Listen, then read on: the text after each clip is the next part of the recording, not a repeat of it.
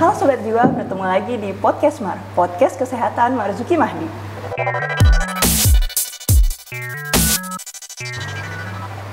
Tanggal 12 November diperingati sebagai Hari Kesehatan Nasional, di mana pada tahun ini mengusung tema transformasi kesehatan untuk Indonesia Maju. Derajat kesehatan di masyarakat merupakan suatu indikator yang penting bagi suatu kemajuan bangsa, di mana transformasi kesehatan ini perlu dilakukan untuk meningkatkan layanan kualitas kesehatan yang lebih merata, aksesibel, dan juga dapat berdampak bagi masyarakat luas. Sebenarnya apa itu transformasi dan apa saja yang sudah dilakukan oleh PKJN Rumah Sakit Jiwa Marzuki Mahdi dan seberapa penting transformasi kesehatan ini dilakukan di bidang layanan kesehatan. Senang sekali pada hari ini kita sudah bergabung dengan kami Dr. Nova Rianti Yusuf SPKJ. Apa kabar dokter? Baik, Dokter Amel. Iya. Dokter Amel gimana kabarnya? Alhamdulillah. Baik. Luar biasa, kita semangat dan sehat jiwa ya. Iya dok, jadi sebelumnya terima kasih banyak dok untuk kesempatannya telah meluangkan waktu di podcast Marzuki Mahdi ini dok. Di kesibukan dokter yang sangat padat ya dok ya. Tadi aja kita juga baru diskusi luar biasa dok. Kesibukan kita tinggi sekali ya Dokter Amel ya. Mobilitasnya juga sangat tinggi ya dok. Tinggi sekali. Jadi pada kesempatan kali ini dok, podcast hari ini kita akan membahas terkait tentang Hari Kesehatan Nasional dok. Di mana pada tahun ini kita itu akan mengusung tema transformasi kesehatan dok. Betul. Untuk Indonesia yang lebih maju. Untuk transformasi kesehatan itu sendiri kan menurut Kementerian Kesehatan dok ada 6 pilar ya dok ya. Iya betul. Ya, di mana nanti kita akan membahas nih masing-masing layanan transformasi yang sudah dilakukan oleh PKJN Rumah Sakit Jiwa Marzuki Mahdi Bogor ya dok ya. Yang pertama nih dok terkait layanan primer tersendiri. Iya. Nah layanan primer ini kan kita fokusnya terhadap upaya promotif dan preventif ya dok ya. Nah untuk upaya Marzuki Mahdi sendiri dok, apa saja sih yang sudah dilakukan di transformasi layanan kesehatan primer ini dok? Iya baik Dokter Amel, jadi sekarang Pusat Kesehatan Jiwa Nasional sedang berusaha untuk menerjemahkan konsep deinstitusionalisasi. Pada saat kita bicara deinstitusionalisasi, itu ada proses transisi. Jadi kita tidak serta-merta mengatakan bahwa tidak ada lagi yang namanya institusi untuk memberikan layanan kesehatan jiwa. Tetapi ada proses transisi bagaimana layanan yang tadinya bisa layanan berdurasi lama atau panjang, tetapi menjadi layanan yang sifatnya mungkin hanya akut, singkat, dan kemudian berproses untuk siap ke masyarakat atau ke komunitas. Jadi community mental health. Nah ini servis atau layanan yang salah satunya menjadi hal yang diperhatikan oleh Bapak Menteri Kesehatan Budi Gunadi Sadikin. Sehingga baru saja sekitar hampir belum satu bulan, mungkin 2 minggu yang lalu pada tanggal 27 Oktober 2023, Pak Menteri Kesehatan Budi Gunadi Sadikin melakukan kick off untuk piloting community mental health service di Provinsi Sulawesi Utara. Prinsipnya adalah bagaimana kita bisa menerjemahkan target-target yang ada dalam Mental Health Action Plan WHO SEARO untuk tahun 2023-2030. Jadi target-target itu menyiapkan pilar rumah sakit pada saat bersamaan pilar komunitas. Kalau kita bicara pilar komunitas pada tahun 2030, maka 50% lah, 50% sudah terbangun sistem kesehatan jiwa di komunitas. Jadi ready. Nah, untuk pilar rumah sakitnya bagaimana? Pilar rumah sakitnya 80% dari rumah sakit umum itu harus sudah mempunyai unit kesehatan jiwa. Nah, kemudian bagaimana dengan rumah sakit jiwa?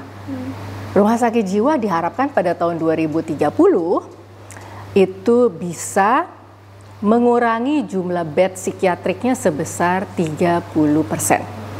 Jadi ini transisi yang target-targetnya ditetapkan oleh Mental Health Action Plan WHO SEARO yang Southeast Asia Regional Office 2030. Target tercapainya. Jadi sebenarnya tidak terlalu ekstrim ya. kalau kita melihat semuanya berproses begitu. Nah, lantas seperti apa layanan di community-nya?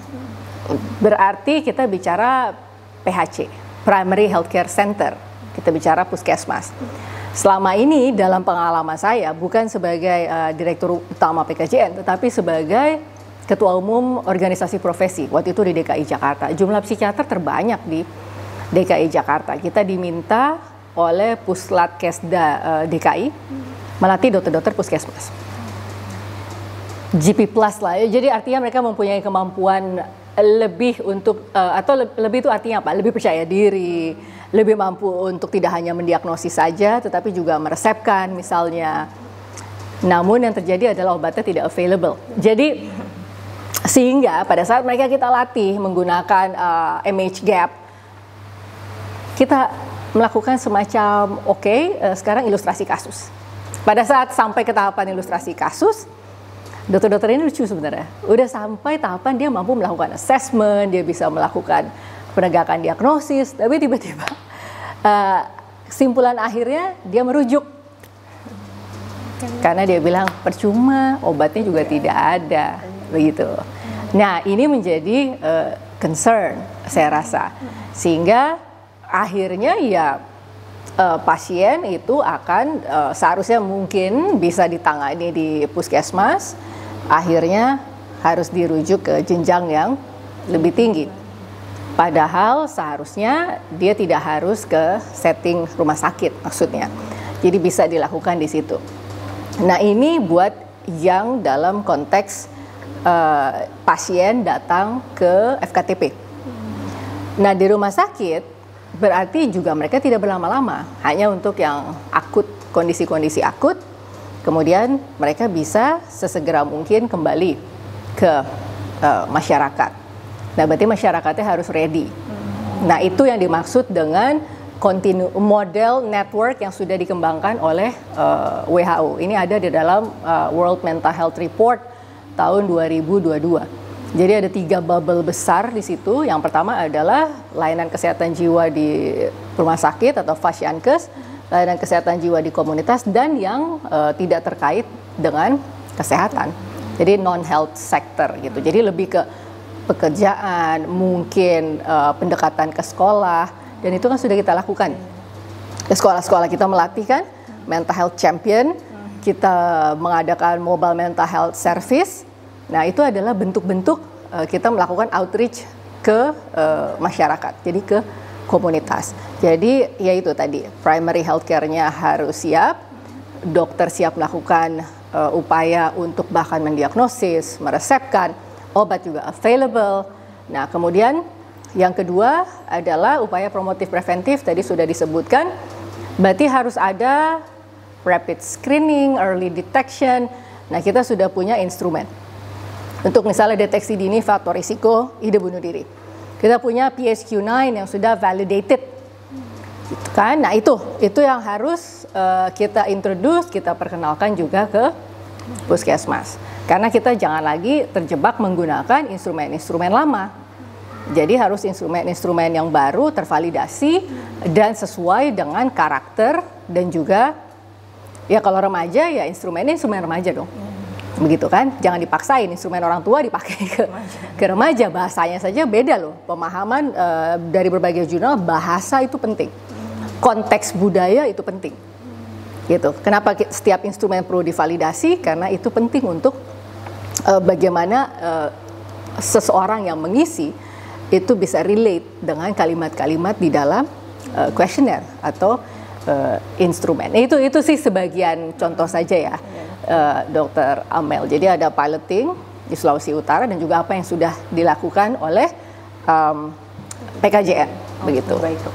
Jadi terkait layanan primer ini, PKJN lebih fokus kepada komunitas juga ya, Dok ya. Ya. Jadi mengandalkan masyarakat untuk aware juga dan meningkatkan masyarakatnya untuk lebih tahu bagaimana cara men-screening kesehatan mental, salah satunya juga dengan melakukan mental champion juga ya, Dok ya, ke sekolah-sekolah ya, ya, Dok ya. Ya, termasuk juga untuk mengedukasi.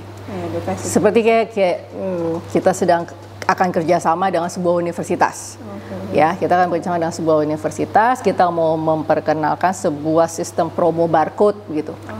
Ya, dengan promo barcode harapannya dia bisa mengenali lebih jauh tentang profil Rumah Sakit Jiwa Marzuki Mahdi. Dia lebih paham tentang hal-hal simple dan mendasar aja gitu, tentang apa sih kesehatan jiwa, apa gangguan jiwa misalnya. Kemudian di rumah sakit itu ada layanan-layanan apa, apakah dia bisa mendaftar online begitu.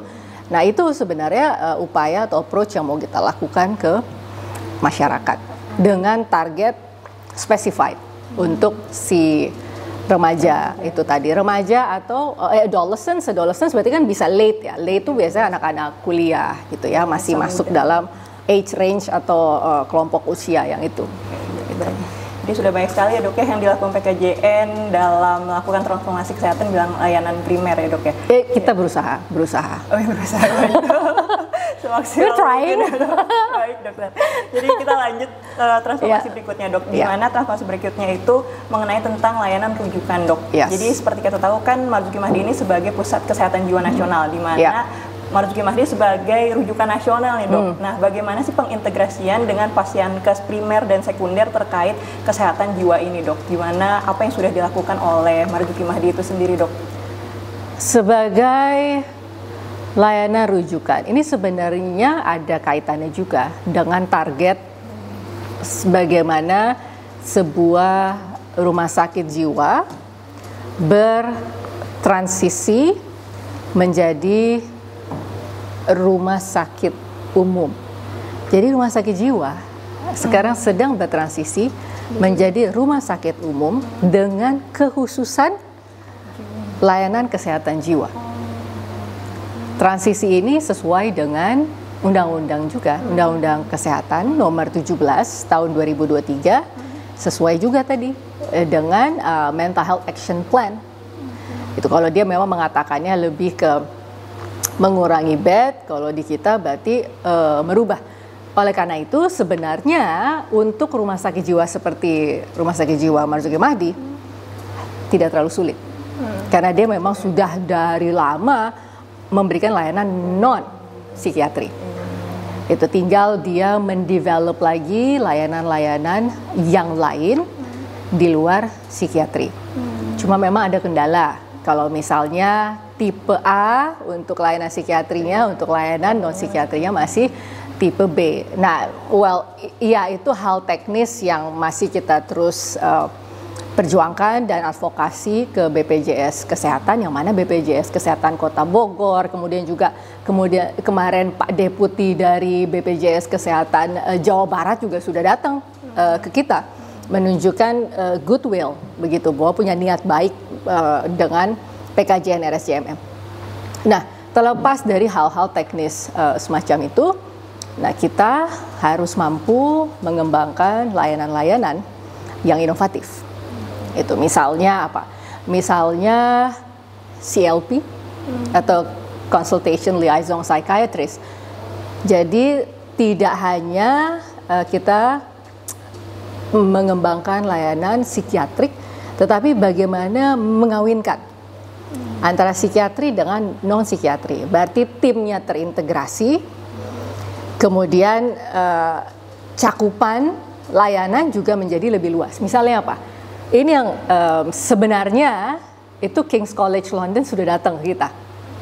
Ya, dia sudah datang sekitar 2 minggu yang lalu. Dia sudah datang dan dia tertarik sekali untuk mengembangkan Mother Baby Unit di PKJN RSJMM. Dan pada saat dia melihat, kita sudah punya semua. Kita punya Ponek di UGD, kita punya ruang untuk ibu baru melahirkan, ya, banyak kasus postpartum depression dan kemudian baby blues, dan kemudian kita sudah punya tenaga-tenaga terintegrasi.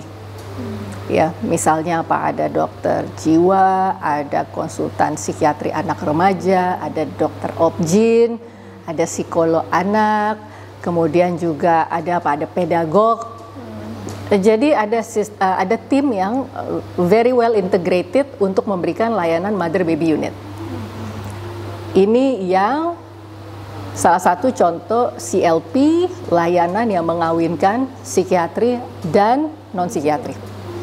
Itu yang harus kita kembangkan sebagai inovasi, tetapi sebenarnya tidak muluk karena kita sudah punya semuanya, resourcesnya. Tinggal kita mendapatkan guidance dari King's College London, idealnya seperti apa Mother Baby Unit. Karena Mother Baby Unit yang ada dikembangkan oleh King's College London itu terintegrasi ke komunitas. Jadi dia punya perinatal mental health team di komunitas. Jadi mereka sudah mengundang ke kita untuk kunjungan balik ke sana untuk kita melihat semua itu. Ya, melihat yang setting rumah sakit which is bednya cuma 13 mungkin. Tapi dia punya yang di community. Dan itu yang dia pengen kita kembangkan. Jadi bagaimana rumah sakit bekerja sama dengan komunitas. Mother Baby Unit dan Perinatal Mental Health Team-nya. Jadi itu salah satu contoh layanan yang menggabungkan psikiatri dan non-psikiatri dengan menggunakan yaitu CLP kan. CLP itu kan salah satu standar yang harus ada di dalam pengampuan. Jadi untuk layanan di Marzuki Mahdi sendiri ini sedang mengintegrasikan ya dok antara non psikiatri dan psikiatri yang mana emang sudah ada, tinggal dikembangkan lagi lebih jauh ya dok. Makanya kita juga ada hemodialisis kan sekarang. Ada ya, dok, ya hemodialisis sih saya rasa udah 70% ready gitu. Dia untuk bisa operate dan bahkan BPJS juga kemarin sudah menghubungi kita lagi bahwa ini bisa di cover oleh BPJS Kesehatan. Jadi lebih banyak masyarakat yang membutuhkan sarana untuk mendapatkan hemodialisis di Kota Bogor ya. Salah satunya bisa dilakukan di PKJN RSCMM. Gitu. Oke, baik dokter. Ya, kita lanjut ya dok. Jadi untuk transformasi selanjutnya mengenai ketahanan dok, ketahanan nasional ini sendiri dok. Jadi bagaimana sih fungsi PKJN dalam mengoptimalisasikan dok fungsi ketahanan terutama di bagian sektor farmasi dan bagaimana upaya pencegahan untuk terjadinya penanganan kondisi gawat darurat seperti yang lagi ramai dibicarakan kayak kasus bunuh diri dok, ya kan itu lagi jadi hit sekali dok terutama di kalangan remaja. Apa saja sih upaya yang sudah dilakukan PKJN itu sendiri dok? Iya, jadi pada saat kita bicara ketahanan,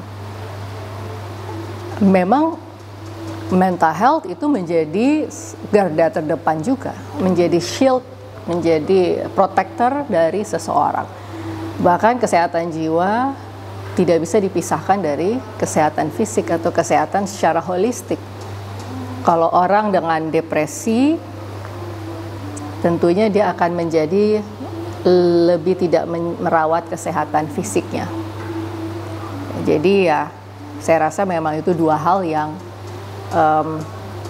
sangat sulit untuk dipisahkan. Itu dulu yang kita harus sepakati bersama.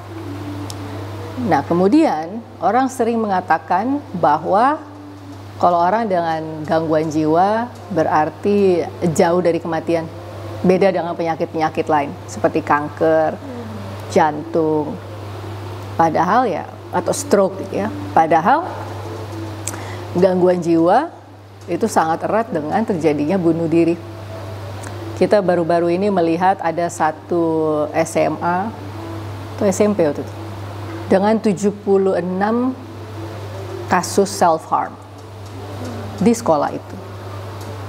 Baru-baru ini ada kasus bunuh diri yang caranya menjadi semakin mengejutkan. Dan kita menjadi terbiasa gitu, melihat kasus. Nah, ini menjadi peran PKJN RSCMM untuk menyampaikan beberapa message terkait pencegahan bunuh diri. Satu, suicides are preventable. Bahwa bunuh diri bisa dicegah. Karena apa? Saya pernah cerita, saya melakukan penelitian bunuh diri autopsi psikologis. Ternyata faktor-faktor dari biologi, psikologi, sosial itu semua bisa teridentifikasi. Jadi kalau faktor itu bisa teridentifikasi, faktor resiko lain teridentifikasi, pencetusnya ada, warning signs-nya ada, berarti sebenarnya ada entry point untuk melakukan pencegahan. Ya. Nah ini tinggal mau melakukan pencegahannya dari aspek apa? Dari faktor yang mana?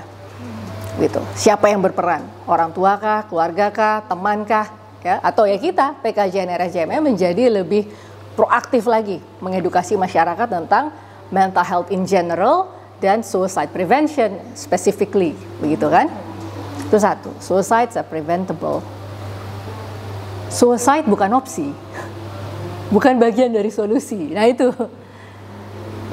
Karena khawatirnya pada saat ya remaja begitu atau orang-orang yang dalam kondisi yang psychologically challenged atau mempunyai stresor psikososial yang berat yang dia hadapi, dia merasa no way out, dia melihat contoh-contoh itu. Makanya dulu ada novel karya Goethe judulnya Werder Effect. Werder itu karakter cowok yang patah hati, dia bunuh diri. Terus dia ada wave, ada gelombang bunuh diri waktu itu. Itu karyanya Goethe. Tuh, itu yang dikatakan pertama kali tertuduh tuh bahwa media, dalam hal ini bukan media ya, karya itu bisa mempengaruhi seseorang tertular ingin bunuh diri. Nah makanya yang kedua, kita harus melakukan edukasi semakin gencar bahwa it's not an option. Gitu, karena nonton film aja 13 Reasons Why waktu itu di Netflix, National Institute of Mental Health di Amerika mengatakan terjadi peningkatan 28,9%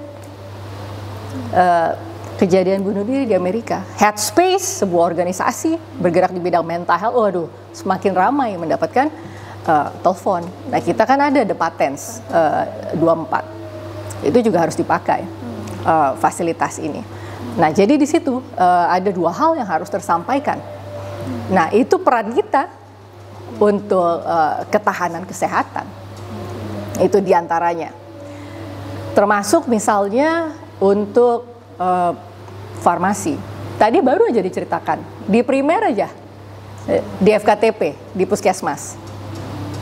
Dengan kita menyiapkan obat-obatan secara memadai, sesuai dengan kapasitas, sesuai dengan kompetensi para dokter umum yang berpraktek di puskesmas, itu adalah salah satu bentuk ketahanan dari level primer kan, gitu. Jadi udah dijagain dari level primernya, gitu. Jadi farmasinya available di situ, itu contoh. Kemudian apa? Natural disaster, bencana alam. Dulu sebelum saya bergabung di PKJN, saya termasuk yang mengkurasi harus adanya psychological first aid di lokasi-lokasi bencana. Jadi kader-kader kesehatan itu dilatih tentang psychological first aid. Kalau sekarang kita menyebutnya dukungan psikososial. Ya, dukungan psikososial dan kesehatan jiwa. Itu jadi materi-materi itu diberikan.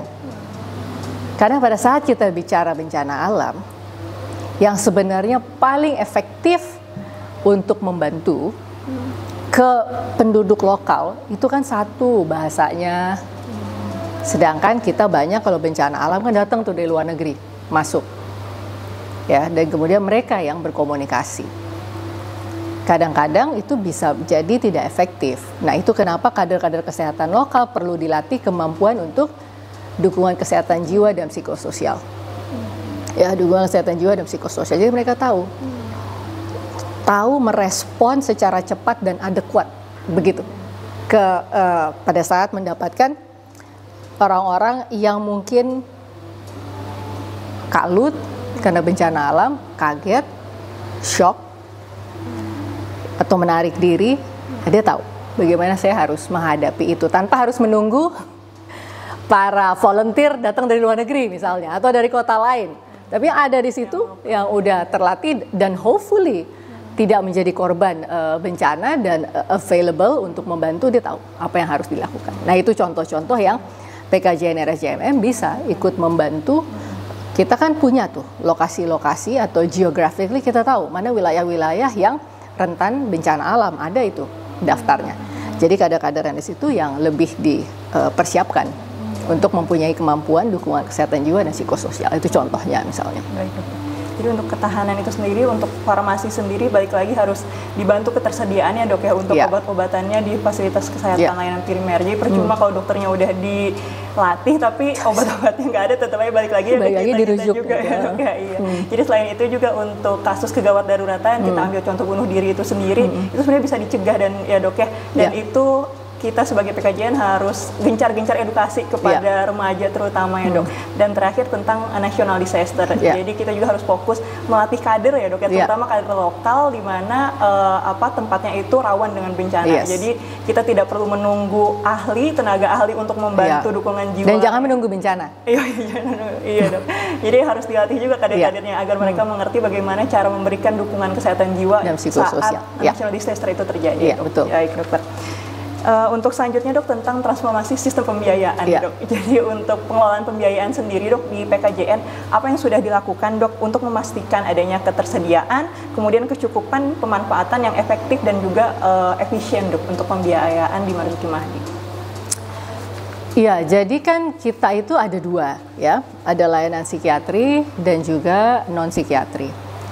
Sistem pembiayaan kesehatan yang kita sudah tahu, ada INA CBGs, dan kemudian dengan sistem paket dan lain sebagainya, itu banyak juga yang mengatakan bahwa dengan yang sedemikian itu sebenarnya tidak banyak misalnya yang didapatkan oleh rumah sakit. Berarti apa? Kita tidak hanya mikir rumah sakit, kita harus mengkoreksi diri. Misalnya dokter-dokter harus meresepkan obat dengan rasional. Begitu ya, dengan rasional berarti jangan terlalu koktail, campur aduk berbagai macam obat diberikan kepada pasien. Kemudian mindsetnya adalah, oh ini di cover oleh BPJS Kesehatan lewat CKN. Nah, jadi seperti itu. Memang kadang-kadang sulit, ada pasien yang begitu dia terbiasa mendapatkan obat yang macam-macam seperti itu, dia merasa ini untuk ini saya, Dok, ini untuk ini saya udah nyaman dengan ini semua. Itu tugas dokternya, harus mampu menjelaskan kepada pasien, kepada keluarga pasien. Itu bagian dari efisiensi untuk pembiayaan. Is it really necessary untuk memberikan semua obat itu? Ya, is it healthy for the patient untuk menerima segitu banyak jenis obat di dalam tubuh dia? Ya, apalagi obat-obat psikiatri kita tahu ada efek samping juga. Ya, jadi at the same time mengurangi jenis obat yang diberikan itu bisa mempunyai beberapa dampak positif. Pertama, kepada pasien tidak terlalu banyak obat yang masuk ke dia. Kemudian yang kedua, memberikan obat dengan prosedural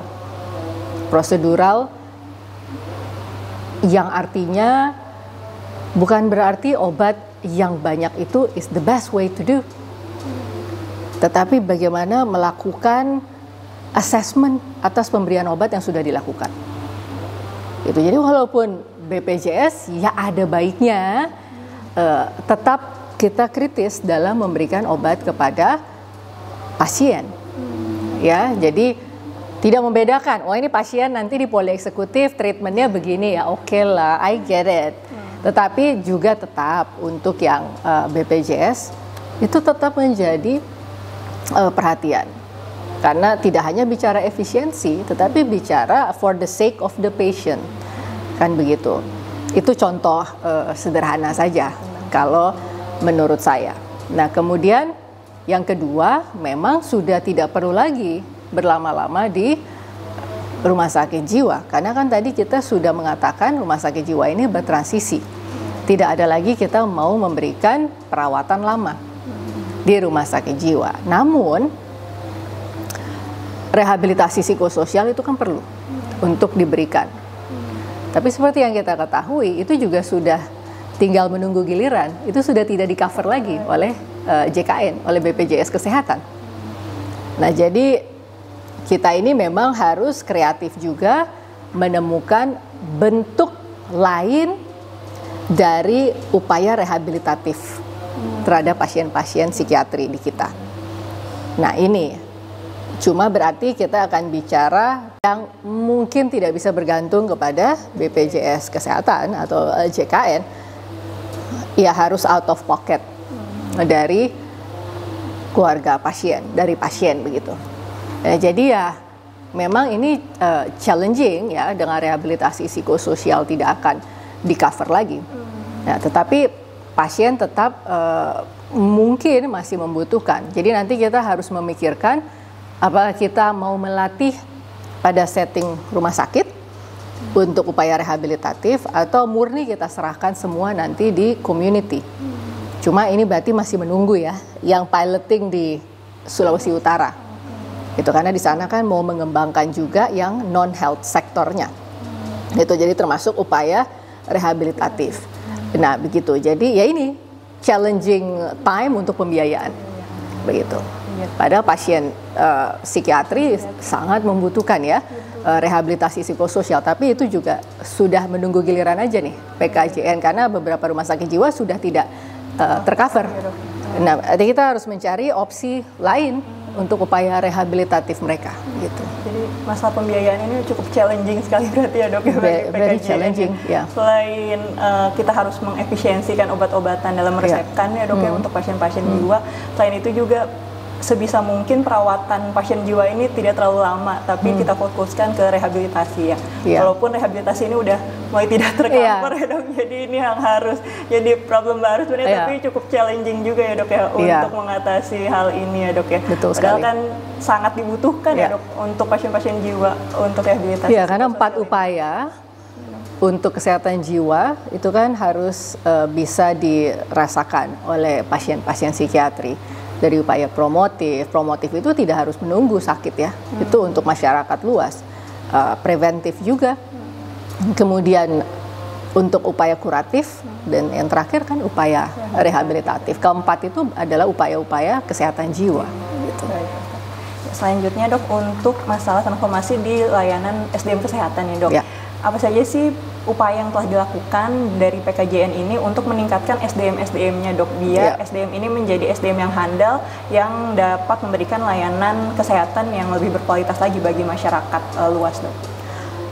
Jadi PKJN RSJMM ini sudah melakukan beberapa penandatanganan MOU. Jadi dari nota kesepahaman ini ingin sekali kita bisa tindak lanjuti dengan pelatihan untuk peningkatan kapasitas dari dokter-dokter kita termasuk perawat. Misalnya kita waktu itu sudah menandatangani MOU dengan Kurihama Medical and Addiction Center di Jepang. Yang kami harapkan tentunya bagaimana tahun depan, tanda tangannya kan tahun ini, bagaimana tahun depan sudah dianggarkan untuk mengirim perawat dan psikiater ke Kurihama. Karena kami mau membuka poliadiksi perilaku tahun depan. Kalau jadi poliadiksi perilaku, kita mau latih dulu psikiater dan perawat di Kurihama. Itu peningkatan kompetensi kapasitas SDM. Yang kedua, yang saya pingin sekali kejar adalah di Institute of Mental Health Singapura. Kita sudah MOU juga dengan mereka. Saya ingin kita punya Neurostimulation Center. Rencananya kita mau melatih neurolog dan psikiater untuk mendalami kemampuan menggunakan TMS. Karena yang di Singapura itu sudah menggunakan artificial intelligence untuk TMS. Tapi ada satu kelemahan, PKJN ini menjadi satu-satunya rumah sakit jiwa yang diperbolehkan punya functional MRI. Tetapi kita belum punya. Jadi saya bilang, sometime next year, mungkin kalau ada revisi kita ajukan untuk MRI. Karena apa? TMS itu kita perlu menilai kemajuan terapinya menggunakan functional MRI. Bahkan psikoterapi, kalau saya menyimak Profesor Alfonso, saya pemain telenovela ya. Oke. Cesar Alfonso, nanti coba dicek namanya ya. Dia itu pernah presentasi, saya simak betul. Jadi dia melakukan psikoterapi, tetapi dia cek baseline dan sesudah series of psikoterapi. Menggunakan apa? Functional MRI. Nah, jadi saya bilang, ya kita harus seperti itu, menilai kemajuan-kemajuan terapi dengan penelitian. Gitu. Nah, kita belum lengkap tuh. Nah, itu yang makanya saya ingin juga kita punya alat yang lebih lengkap. Apalagi sebagai PKJN memang harus punya. Gitu. Nah, kemudian yang ketiga itu adalah kerjasama dengan Korea Suicide Prevention Foundation. Itu sudah MOU tahun 2022. Nah, itu masih bisa ternyata. Karena kan biasanya MOU 2 tahun, 3 tahun. Itu masih bisa. Kita membangun kerjasama, melanjutkan begitu, menindaklanjuti. Nah, itu kita mau kirim psikiater untuk mendalami tentang suicide prevention. Itu. Jadi tahun depan kita sudah menganggarkan untuk beberapa perawat, beberapa dokter untuk menjalankan training di institusi-institusi yang kita sudah menandatangani nota kesepahaman.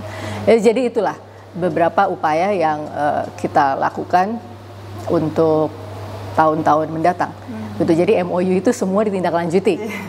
Jadi bukan ke sana untuk jalan-jalan, tetapi benar-benar ditindaklanjuti. Entah itu membuat inovasi, kemudian inovasi itu membutuhkan SDM. Nah, itu contoh-contoh yang kita akan mengembangkan SDM kita. Nah, kita at the same time juga melatih SDM yang lain. Tuh, jadi kita di piloting community mental health service di Sulawesi Utara saat ini sedang melatih selama 4 minggu ke depan, 4-5 minggu ke depan. Jadi tim dari SDM PKJN RSJMM sedang melatih 5 rumah sakit di Sulawesi Utara dan juga akan melatih 14 puskesmas. Jadi saat ini sedang melatih beberapa materi, entah asuhan keperawatan dasar, entah itu safe word yang di dalamnya ada kaidah-kaidah WHO quality rights, kemudian juga ada materi tentang nafza, ada materi tentang manajemen, bahkan sampai ada kita melatih juga direksi, kabak, kasih, ya itu sampai bagian dari kelompok-kelompok di dalam rumah sakit atau Fasiankes primer yang dilatih. Begitu. Baik. Menarik sekali ya, Dok. Jadi PKJN ini tidak hanya berfokus pada SDM di dalam saja, Dok ya, dengan penandatanganan banyak MOU, dengan melatih psikiater dan yang lainnya untuk belajar keluar ya, Dok. Tetapi juga melatih para tenaga kesehatan yang lain di luar kota juga ya, Dok ya, di rumah sakit lain dan sampai ke Fasiankes primer, ke puskesmas ya, Dok ya. Jadi intinya demi peningkatan kualitas SDM tidak hanya di PKJN tapi di luar juga. Iya, karena sebagai pusat kesehatan jiwa nasional yang menjadi koordinator nasional pengampuan begitu. Tugas kita juga ya, Dok ya, untuk melatih yang lain juga selain di dalam ya, Dok. Baik, Dokter. Yang terakhir, Dok, terkait transformasi teknologi kesehatan ini. Dok, apa saja sih upaya yang sudah dilakukan PKJN Rumah Sakit Marzuki Mahdi ini dalam mengembangkan teknologi dan digitalisasi, Dok, dalam pelayanan kesehatan? Dimana tadi sudah sempat tersinggung tentang barcode ya, Dok ya. Bisa lebih dijelaskan mungkin, Dok, ya kepada. Iya, kalau kita kan Kementerian Kesehatan itu kan ada Digital Transformation Office atau DTO, sehingga semua terintegrasi ke Satu Sehat.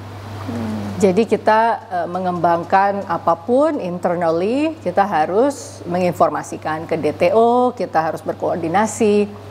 Nah, jadi ada sebuah keharusan kalau menurut saya sebagai pusat kesehatan jiwa nasional adalah pentingnya membangun mental health registry. Namun mental health registry ini saya membayangkan sesuai dengan apa yang dikatakan Profesor Byron Good dari Harvard Medical School waktu dia mengisi webinar, bukan yang seminar, ada yang webinar. Dia mengatakan di Cina data itu malah menstigma. pasien. Jadi ketahuan dia punya gangguan jiwa. Nah, itu mental health registry yang kita kembangkan harus tetap mampu memprotek identity. Nah, kemudian saya belajar dari presentasi Profesor Paula Dazan waktu dia ke PKJN RSJMM dari King's College London. Dia bilang dia punya program namanya CRIS. Sistem ini mampu untuk memberikan data yang dibutuhkan oleh researcher untuk mengakses. Tetapi at the same time, privacy tetap terjaga. Nah, itu saya pingin. Jadi, kita punya data, kita bisa meneliti, tapi kita tidak jeopardizing anyone's future atau anyone's chance untuk misalnya bekerja. Karena itu akhirnya yang di Cina kasusnya, dia sulit mendapatkan kerja karena dia terstigma dengan background dia yang muncul bahwa dia punya gangguan jiwa. Gitu ya. Padahal harusnya kita sudah normalizing aja gangguan jiwa ya sama dengan gangguan kesehatan as long as dia stabil dan tidak melakukan pekerjaan yang membahayakan, misalnya apa, pilot ya, karena it's a matter of safety. Pilot dia tidak dalam kondisinya itu yang kenapa pilot perlu pemeriksaan juga mental health secara berkala ya, karena itu kan pekerjaan yang stressful buat dia. Jadi saya rasa ya itu contoh-contoh yang penting untuk kita terapkan begitu. Itu ya mental health registry ya. Iya. Belum yang suicide registry kita juga harus punya. Nah, tapi kan suicide saat ini posisinya masih sulit karena tindakan yang dilakukan menyakiti diri sendiri itu tidak bisa di cover oleh JKN atau BPJS Kesehatan, sehingga akhirnya apa ya? Akhirnya kadang-kadang di medical record tidak muncul itu. Yang muncul adalah misalnya luka bekas menyayat atau ada luka di lambung karena pestisida atau whatever yang dikonsumsi begitu. Nah, jadi itu salah satunya. Dan kemudian kalau dengan DTO kan kita sudah punya electronic medical record. Electronic prescription kita juga menjadi salah satu yang sedang diuji cobakan untuk electronic prescription. Begitu. Jadi yaitu kita juga untuk pengampuan sedang mengembangkan sistem dashboard. Ya, ini juga kita berkoordinasi dengan DTO. Bagaimana sistem dashboard? Ada 269 rumah sakit dalam jejaring pengampuan. Kemudian ada tugas lagi, kita harus membuat roadmap deinstitusionalisasi. Yang mana kalau saya lakukan lagi pendataan baseline, berarti ada sekitar 900 lebih rumah sakit. Jadi untuk yang 269 yang sudah ongoing ini, kita butuh dashboard. Karena standarisasi kan untuk layanan, SDM, Sarpras, Alkes. Nah, berarti dalam proses standarisasi kan ada perubahan-perubahan yang very dynamic, yang itu harus ada dashboard. Yang kita bisa keep up. Oke, oh ya dia sudah mulai melengkapi ini, dia melengkapi SDM, dia melengkapi apa. Nah, itu untuk dashboard pengampuan. Tapi juga ada satu lagi. Misalnya kita sedang mengembangkan sistem dengan WhatsApp. Jadi dengan WhatsApp kita berharap jejaring pengampuan juga bisa mengisi kuesioner. Jadi tidak menggunakan kita WA gitu. Ini ya diisi borang-borang gitu. Tetapi lebih kayak ada sistem pengisian kuesioner lewat WhatsApp. Ya itu masih ongoing lah. Tetapi itu yang sudah ada dalam pikiran untuk ke depan kalau jadi. Jadi ini kan semua harus insya Allah. Karena kan semua kan sedang dalam ongoing proses. Begitu, ada yang sudah berjalan, ada yang akan berjalan, tapi kan intinya udah di sini nih, udah di sini, sudah dikomunikasikan, sudah tahu pihak-pihak mana yang akan membantu implementasi itu atau mewujudkan ide itu. Begitu. Jadi untuk digitalisasi ini banyak sekali rencana yang sedang direncanakan oleh PKJN ya, dok, ya, terkait untuk meningkatkan kualitas layanan kesehatan tentunya pada masyarakat luas. Dan health information system ya, sistem. Karena sebagai pengampu juga punya tugas yang cukup berat ya, dok ya. Semoga satu persatu bisa terlaksana dan berjalan lancar ya, dok ya, untuk masing-masing program kerjanya, dok. Baik, terima kasih sekali dokter untuk waktunya. Menarik sekali perbincangan kita sore ini. Terima kasih Dr. Amel. Iya, terima kasih banyak ya, dok ya.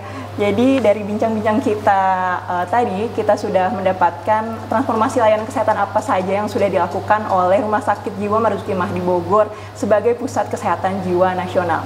Di mana transformasi kesehatan ini sangat penting dilakukan untuk meningkatkan layanan kesehatan yang berkualitas demi terciptanya masyarakat Indonesia yang sehat dan juga sejahtera.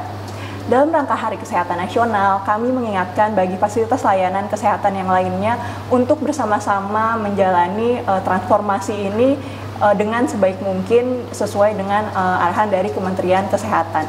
Dan untuk sobat jiwa semuanya, jangan lupa untuk menjaga kesehatan diri masing-masing dengan rutin berolahraga, makan makanan yang bergizi, tetap berpikir positif, dan juga jangan lupa cek rutin kesehatan. Salam sehat, sehat Indonesia. Sampai berjumpa di podcast Mars selanjutnya. Bye.